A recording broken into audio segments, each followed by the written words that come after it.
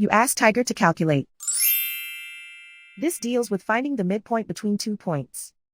The midpoint between the 2 points is negative 15.535. Let's solve it step by step.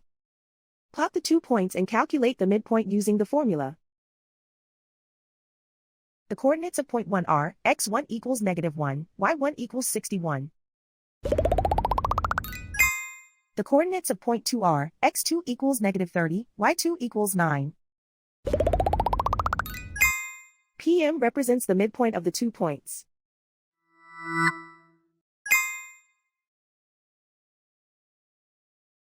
Use the x values in the midpoint formula to find the midpoints x. x1 equals -1. x2 equals -30.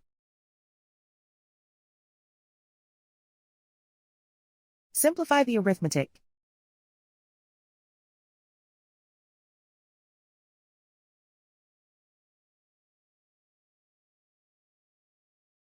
Use the y values in the midpoint formula to find the midpoints y. y1 equals 61.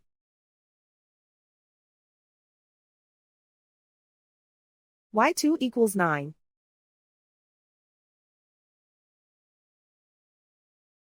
Simplify the arithmetic.